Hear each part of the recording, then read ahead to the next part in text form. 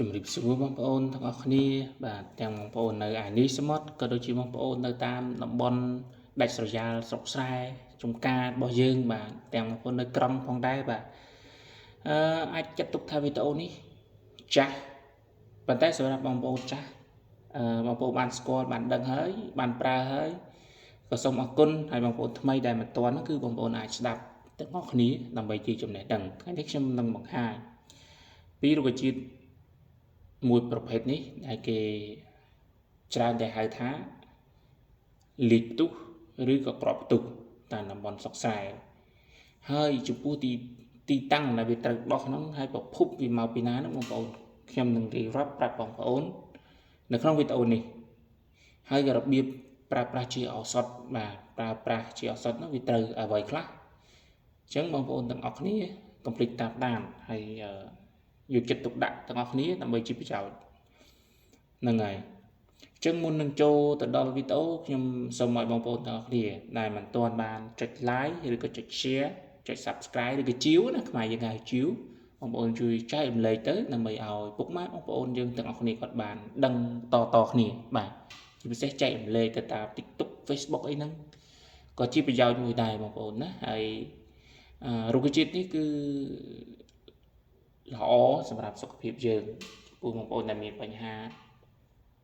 លាកកាពះបាទគ្រោះតម្រងនោមរលាកតម្រងនោមបាទមានជាតិអាស៊ីតអីហ្នឹងបាទមានជាតិអាស៊ីតហាមដែរហាមជើងបាទអាចចាត់ទុកថាដើមនេះវាជួយលាងសម្អាតជាតិពុលនៅក្នុងខ្លួនប្រាណរបស់បងប្អូនបាទចំពោះរុក្ខជាតិនេះបើតាមឯកសារផ្សេងបងប្អូនឯកសារខ្ញុំមើលតាមព័ត៌មានឬក៏តាម Facebook page ផ្សេងៗគេបាននិយាយថារុក្ខជាតិនេះគឺប្រភពវាមកពីអាហ្វ្រិកខាងត្បូងបាទអាហ្វ្រិកខាងត្បូងហើយមិនដល់សប្តាហ៍ថ្ងៃនេះគឺគេច្រើនតែដាំនៅប្រទេសអាស៊ីច្រើនលំអបាទលំអតាមសួនច្បារបាទហើយរុក្ខជាតិនេះគឺគេដាំដើម្បីទប់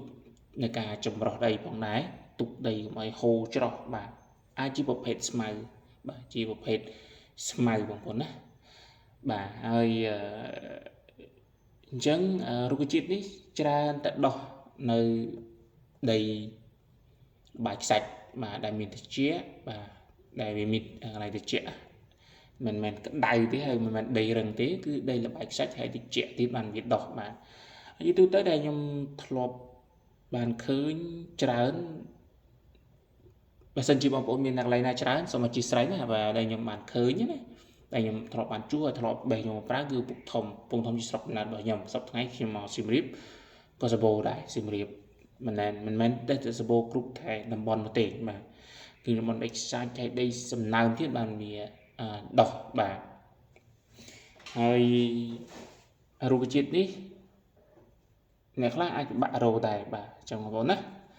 បាទចំពោះគុណប្រយោជន៍បាទចំពោះគុណប្រយោជន៍សម្រាប់សុខភាពតើគេយកដើមនេះទៅធ្វើអ្វីបាទសម្រាប់យកទៅធ្វើជាឱសថបុរាណដើម្បីជួយសុខភាពបងប្អូនបាទដើម្បីជួយដោះស្រាយបញ្ហាបាទ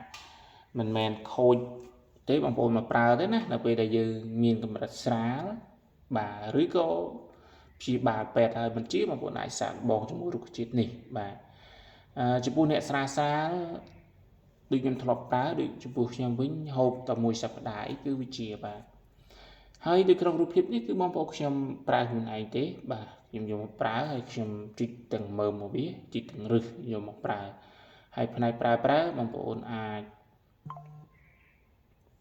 ប្រើរឹសក៏បានស្លឹកក៏បានផ្កាក៏បានផ្លែឬក៏គ្រាប់ក៏បានដែរបងប្អូនបាទវាពិសេសទាំងអស់បាទប៉ុន្តែគុណភាពវាដែលខ្លាំងបំផុតណាបងប្អូនគឺយកនេះយកមើមមកវាហើយយកបងប្អូនវាទៅដាំទឹកទាំងស្រស់ក៏បានហាន់ឲ្យស្ងួតឲ្យក្រៀមក៏បានដែរបាទគឺវាប្រសិទ្ធភាពវាខ្ពស់បាទជាទូទៅខ្ញុំច្រើនតែប្រើលីស្រាបងប្អូនណាប្រើស្រាបាទអញ្ចឹងទេអ្នកដែលមិនចូលចិត្តស្រាបងប្អូនអាចហូបទឹកបានបាទអញ្ចឹងណាហ្នឹងហើយអញ្ចឹងរបៀបប្រើបងប្អូនយើងយកដើមស្លឹកផ្ការបស់វាណាហាលមកលុបទៅប៉ុន្តែចំពោះមើមបងប្អូនហាលថ្ងៃបើវាឆាប់ក្រៀមណាហើយ ហើយប្រើប៉ុណ្ណាបងប្អូនទឹក2លីត្រគឺបងប្អូនត្រូវប្រើ5ក្រាមបើនិយាយស្មានគឺអាចមកគុំរបស់វាហ្នឹងមកគុំបាទទឹក2លីត្រលាងទឹកឲ្យស្អាតទៅបងប្អូនចាំប្រើវាណាចាំដាំទឹកហើយដាំទឹករបៀបណាគឺជួនកាលខ្លះគេឲ្យបើយើងដាំទឹកឆ្នាំងហ្គាសអីអាចត្រឹម10នាទី5 10នាទីអីពុះហើយបាទมันបាច់ចម្រងងាស់ក៏បានដែរបងប្អូនណាហូបដៅអ៊ុនៗចាំហូបទូទៀនបាទណាបងប្អូនបាទចាំទូទៀនបងប្អូនវាប្រយោជន៍មានគេខុសមកបងប្អូនណាចឹងទេវីដេអូនេះគឺខ្ញុំមានតែប៉ុណ្ណេះទេបងប្អូនបើសិនជាមានការលើលុះខ្វះខាតអីបងប្អូនអធិស្ឋានហ្នឹងហើយដូចតែរវល់ផងហើយឆ្លៀតបង្ហាញវីដេអូចែកជូនបងប្អូនចឹងបញ្ជាក់ថាស្មៅនេះគឺជាស្មៅក្រក់ផ្ទុះឬក៏លេខផ្ទុះណាបងប្អូនអ្នកដែលមានបញ្ហាតម្រងនោមបាទរលាកតម្រងនោមរលាកកាពះមានជាតិអាស៊ីតក្នុងខ្លួនបាទហើយក្តៅក្រហាយក្នុងពោះដេកលក់អីហ្នឹងគឺរុក្ខជាតិនេះជួយទៅលើកាពះពោះវៀនដែលមានបញ្ហាតម្រងនោមគ្រោះក្នុងប្រមាត់ក៏ត្រូវដែររុក្ខជាតិនេះគឺយើងហូបទៅត្រជាក់ហ្មងអាការៈយើងហូបតែមួយថ្ងៃឯងដឹងហើយត្រជាក់ហើយនោមធូរបាទអ្នកដែលនោមទៅតឹងក៏បាក់នោមហើយមានក្លិនមានអីនោះត្រូវហើយបាទរុក្ខជាតិនេះបងប្អូនទាំងអស់គ្នាបាទចឹងវីដេអូមានតែប៉ុណ្្នឹងទេបងប្អូនទាំងអស់គ្នាហើយគិតថាវីដេអូនេះល្អបងប្អូនជួយកុំភ្លេចណាជួយ share ជួយជីវឬក៏ subscribe ម្នាក់មួយផងដើម្បីជាចំណេះដឹងដើម្បីឲ្យខ្ញុំបាទឬក៏អ្នកផលិតមេតិកាតេតងថ្នាំខ្មែរបុរាណនេះឲ្យបងប្អូន